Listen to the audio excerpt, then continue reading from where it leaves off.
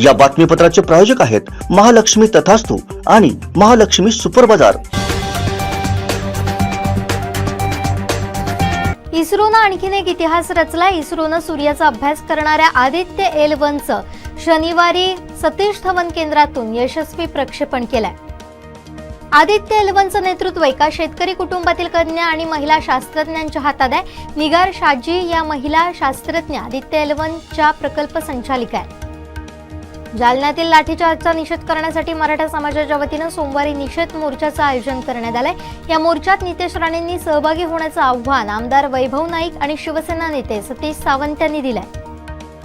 कणकवलीतील 12वीत शिकणाऱ्या मुस्लिम युवतीनं इंस्टाग्रामवर पोस्ट करत पाकिस्तानी स्वातंत्र्य दिनाच्या शुभेच्छा देण्याच्या निमित्तानं एक पोस्ट केली होती। भाजपनं तक्रार दाखल केल्यावर या घटनेची ATS कडून चौकशी सुरू करण्यात आली आहे। जालना घटनेच्या पार्श्वभूमीवर सिंधुदुर्गात 2 सप्टेंबर ते 16 सप्टेंबर या कालावधीत मनाई आदेश लागू करण्यात आलाय। कुडा एसटी आगारातून गणेशोत्सवासाठी बस फेऱ्यांचं नियोजन करण्यात आलंय। ॲडव्हान्स बुकिंग सेवा प्रवाशांसाठी देण्यात आली आहे। जिल्ह्यातील शिक्षकांचे प्रश्न न सोडवल्याच्या निषेधार्थ शिक्षण मंत्री दीपक केसरकर यांच्या कार्यालयाकडे शिक्षक दिनी बोंबाबोंब आंदोलन करण्याचा इशारा कुडाळ युवा सेनेचे तालुका प्रमुख योगेश धुरी यांनी दिला। जालन्यातील आंदोलकांवर केलेल्या लाठीचार्जचा कुडाळ काँग्रेसच्या वतीनं गांधी चौकात काळे झेंडे दाखवून शिंदे फडणवीस पवार महायुती सरकारचा निषेध करण्यात आला। जालना मराठा समाज आंदोलनकर्त्यांवर पोलिसांनी केलेल्या लाठीचार्जच्या निषेधार्थ सोमवारी 4 सप्टेंबरला कणकवली येथील छत्रपती शिवाजी महाराज चौकातून मोर्चा काढणार असल्याची माहिती सतीश सावंत यांनी दिली। हा मोर्चा पक्षविरहित असून मराठा समाज बांधवांनी सहभागी होण्याचं आवाहन करण्यात आलंय। विद्याविहार इंग्लिश स्कूल आणि कनिष्ठ महाविद्यालयाच्या उच्च माध्यमिक विभागाच्या सहाय्यक शिक्षिका प्राध्यापिका सुषमा प्रवीण मांजरेकर यांना आदर्श शिक्षिका पुरस्कार जाहीर झालाय। पुष्पवृष्टी करत विद्यार्थ्यांनी त्यांचं स्वागत केलंय। गावठी बॉम्ब मळेवाड परिसरात ठेवण्यात येतोय, त्यामुळे शेतकऱ्यांना धोका निर्माण झालाय। प्रवीण दत्ताराम नाईक यांच्या म्हशीच्या रेडकाचा गावठी बॉम्बमुळे मृत्यू झालाय। बांदा पंचक्रोशीतील कार्यकर्त्यांनी राष्ट्रवादीत प्रवेश केलाय। कोकण विभाग महिला अध्यक्ष अर्चना घारेंची यावेळी प्रमुख उपस्थिती होती। आदर्श एज्युकेशन सोसायटी संचालित नॅशनल इंग्लिश मीडियम स्कूल नडगिव येथील विद्यार्थ्यांनी भारताच्या पहिल्या सूर्य मोहीम आदित्य L1च्या प्रक्षेपणाचा अनुभव घेतलाय।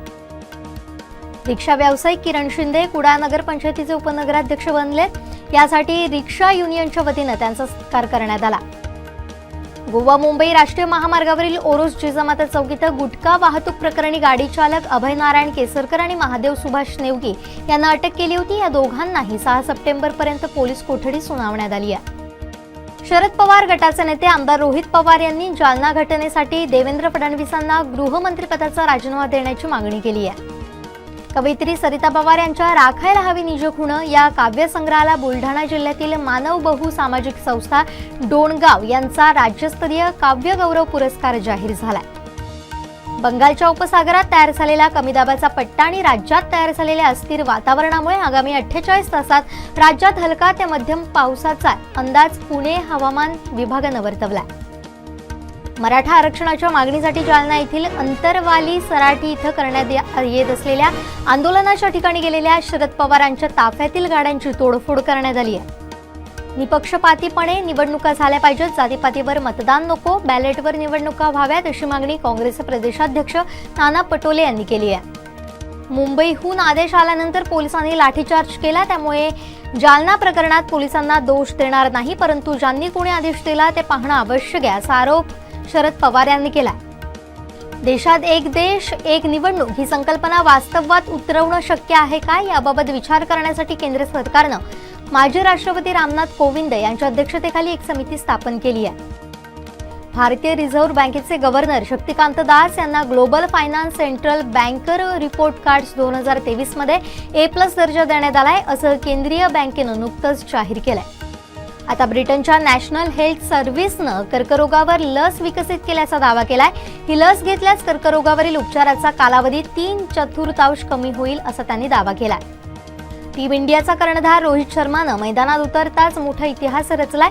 8 एशिया कप खेळणारा रोहित हा एकमेव भारतीय खेळाडू बनलाय। या बातमीपत्राचे प्रायोजक आहेत महालक्ष्मी तथास्तु आणि महालक्ष्मी सुपर बाजार। अपडेट्स, ताज्या घडामोडी आणि थेट लाईव्ह पाहण्यासाठी सबस्क्राइब करा, लाईक करा, कोकणचं नंबर 1 महा चॅनल कोकण सात लाईव्हचं YouTube चॅनल.